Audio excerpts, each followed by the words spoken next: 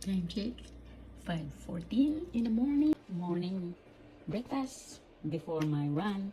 Today is a 6 hours run, so I need to eat something. Well, I burned my toast bread. Sorry for that, but okay. And one banana, and of course my coffee. Yeah, this is all my needs for today. My eyeglass, my sunglasses, watch, headphone, camera, and my desk. I put everything I need here.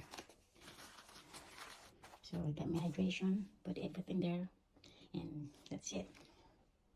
So before I run, I do my stretching because I need to open my hips and my calves. And need to stretch that.